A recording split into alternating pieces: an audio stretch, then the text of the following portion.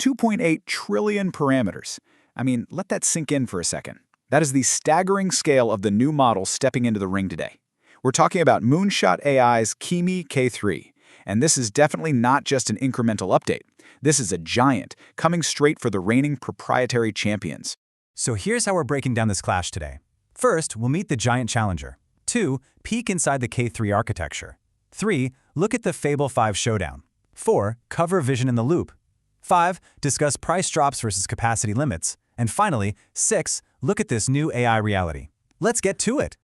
Starting with Section 1, Meet the Giant Challenger. Let's look at exactly what makes this July 16, 2026 release so pivotal for us. So, Beijing-based Moonshot AI officially launched Kimi K3, and they are boldly positioning it as a 3 trillion parameter class giant. According to reports from places like VentureBeat and Tom's Hardware, this actually makes it the largest open-weight AI model released anywhere to date. This is a massive, massive step forward in distributing frontier-level AI. And it enters the market swinging with some incredible specs. Right alongside those 2.8 trillion parameters, you've got a massive 1 million token context window. Plus, it's natively multimodal, meaning it understands text, images, and video right out of the box. It's got this always-on deep reasoning mode, and it ships in 2 versions. There's K3 Max for your standard chat and agent tasks, and then K3 Swarm Max, which is specifically built to handle those really long-horizon, large-scale parallel processing workflows. Okay, Section 2. Inside Kimi K3 architecture. Now you might be wondering, how did a Chinese AI lab pull this off despite severe compute constraints? Well, let's look under the hood. Here's the real key to their efficiency. K3 is not a dense model where every single parameter fires all at once. It's a sparse mixture of experts. They use a framework called Stable LatentMoE, and under this, the model activates just 16 out of 896 experts per token. To put that in perspective, that's only about 1.8% of the total pool, or roughly 32 billion active parameters per forward pass. That right there is what allows K3 to deliver frontier-class reasoning speeds without, completely melting down the servers. And they pulled this off using some seriously brilliant workarounds. First up is Kimi Delta Attention. This drastically reduces bandwidth bottlenecks, giving you up to 6.3 times faster decoding on long sequences. Then, they use attention residuals, which boost their training efficiency by a solid 25%.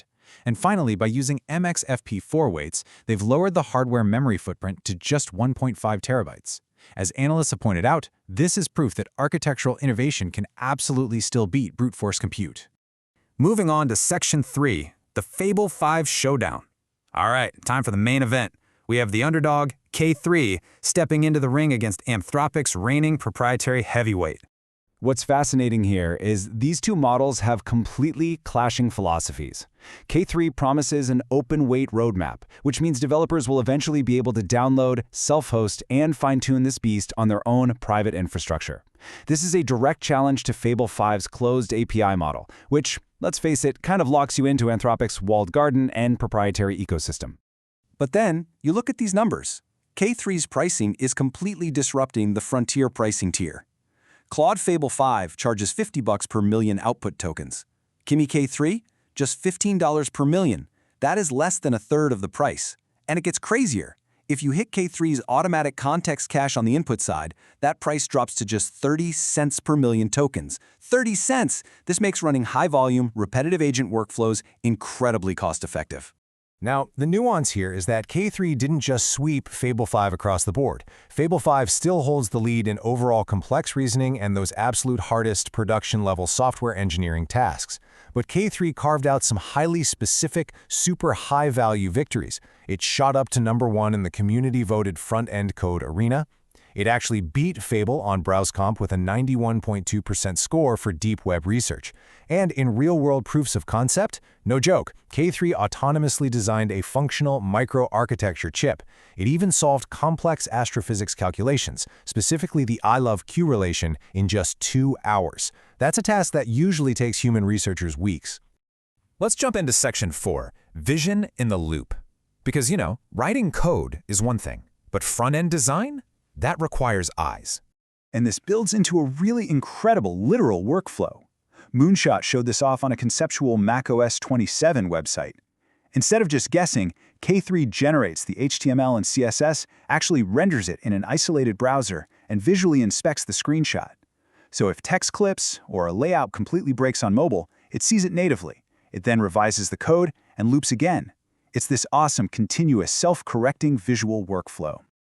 Section 5. Price drops versus capacity limits. Now, as you might imagine, pairing massive capability with bargain basement pricing created an immediate real-world bottleneck right at launch. K3 is incredibly computationally heavy. Serving a 2.8 trillion parameter model, even sparsely, just eats up massive memory bandwidth. The demand for K3's long-horizon coding runs was so intense it spread like wildfire, to the point where Moonshot actually had to pause new consumer subscriptions just to protect the capacity for their existing users. Literally, if you went to their pricing page a few days after launch, it just flat out said, sold out. I think one community developer really hit the nail on the head here. They noted that the question is completely changing. It's no longer what's the best model, but which model should own which workload. Think about it. Paying top-tier Fable 5 prices for every single task, that's just no longer justifiable. You save those expensive closed models for your absolute hardest reasoning, and you route the high-volume automation and front-end generation over to K3. All right, our final section, Section 6, a new AI reality. Because this clash represents a much broader architectural and, frankly, geopolitical realignment in tech right now. Now, we definitely need to be clear about this. Moonshot's roadmap is open weight, not true open source by OSI standards. The training data and the proprietary science behind the model, those remain entirely secret. However, just having access to the weights still gives enterprises massive flexibility. You can self-host this 3 trillion class model and entirely air-gap your sensitive corporate data from third-party APIs. So I'll leave you with this final thought for our explainer today. We are officially leaving the era of the single closed API. With high-end AI capabilities now distributed and just aggressively priced all over the globe, how are you going to route your enterprise workflows? Are you going to deploy a hybrid architecture, or are you going to stay locked in? Thanks so much for joining me, and I'll catch you next time.